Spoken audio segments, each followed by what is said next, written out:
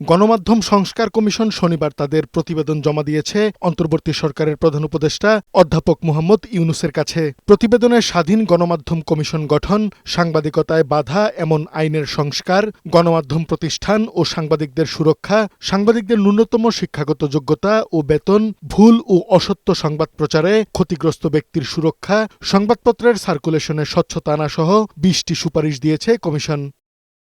বিশ্লেষকরা গণমাধ্যম সংস্কার কমিশনের কিছু সুপারিশে ভিন্নমত জানালেও মুক্ত সাংবাদিকতার জন্য এসব প্রস্তাব ইতিবাচকভাবে দেখছেন। দেশব্যাপী একটা জরিপ করেছেন, জনগণের মতামত সংগ্রহ করেছেন এবং তার ভিত্তিতে তারা সুপারিশ করেছেন। তো এর আগে আমরা কখনো এই ধরনের বড় আকারের জনগণের মতামত নিয়ে গণমাধ্যম সংক্রান্ত কোনো সুপারিশ করিনি। সেদিক থেকে এটা ভালো। গণবিরোধী আইন আছে, সংবাদ মাধ্যম স্বাধীনতা বিরোধী আইন আছে, সেই আইনগুলো সংশোধন বা পরিবর্তন করতে হবে। এই কমিশন কিন্তু সেগুলো করেছে। প্রস্তাবিত এক উদ্যোক্তার এক গণমাধ্যম নীতি বাস্তবায়ন করা গেলে সংবাদ মাধ্যমে হস্তক্ষেপ কমবে বলে মনে করেন বিশ্লেষকদের কেউ কেউ। তবে বর্তমান পরিস্থিতিতে বাস্তবায়ন চ্যালেঞ্জিং বলেও মনে করেন তারা। যখন আপনি বলছেন মাল্টিমিডিয়া, তখন কিন্তু সব একসাথে। তো সেক্ষেত্রে আসলে ক্রস ওনারশিপের ধারণাটাও একটু ভিন্ন মাত্রায় চলে আসে। যদি এটা বাস্তবায়ন করা যায় তো ভালো কথা, কিন্তু বাস্তবায়ন করতে গেলে আপনাকে আরও অনেকগুলো বিষয় সামনে আনতে হবে। যে আপনি প্রতিযোগিতার ভিত্তিটা কিভাবে তৈরি করছেন, আপনি মালিকানার ধরন কিভাবে ঠিক করছেন, কিভাবে তাদেরকে অনুমতি নিচ্ছেন। আমাদের বড় সংকট হচ্ছে যিনি মালিক হন তার রাজনীতির সংশ্লিষ্টতা। সরকারি উন্নয়ন কর্মকাণ্ডের জন্য বেসরকারি টেলিভিশন দরকার নয়, বেসরকারি সংবাদপত্র দরকার নয়। সুতরাং সাংবাদিকতা করবে, তারা জনগণকে সত্য জানাবে, তথ্য জানাবে।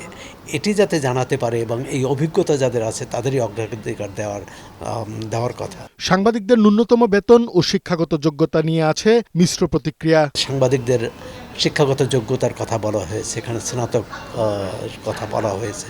একটা নিচের সীমারেখা তো থাকবে, সীমারেখা থাকার পরে আমরা সামনে এগোতে পারবো। তবে এটা শুধু সাংবাদিকদের নয়, এটা মালিকদের এবং প্রকাশকদের ক্ষেত্রেও প্রযোজ্য হওয়া উচিত। শুরুতেই একজন সাংবাদিক অবশ্যই তিনি একটা মানসম্পন্ন বেতন দিয়ে তিনি শুরু করবেন। এইভাবে একটা সরকারি চাকরির কাঠামোর সাথে এটাকে মিলিয়ে দেখার পক্ষে না, কারণ রাষ্ট্রের আরও অনেক পেশা আছে।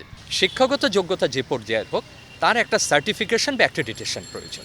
সকল সুপারিশ বাস্তবায়ন সম্ভব না হলেও জরুরি কিছু প্রস্তাব দ্রুতই বাস্তবায়নের তাগিদ দেন বিশ্লেষকরা। বাস্তবায়নযোগ্য বিষয়গুলোকে সামনে নিয়ে আসা আগে, যে আমরা একেবারে ইমিডিয়েট কোন বিষয়গুলো বাস্তবায়ন করতে পারি যেটা নিয়ে আমাদের অত বেশি বিতর্ক হবে না। এমন পরিবেশ চাই সংবাদ মাধ্যমের জন্য যেখানে মুক্ত পরিবেশ থাকবে, আমার হাতও বাধা থাকবে না, চোখও বাধা থাকবে না। কাজী ফরিদ, বৈশাখী সংবাদ, ঢাকা।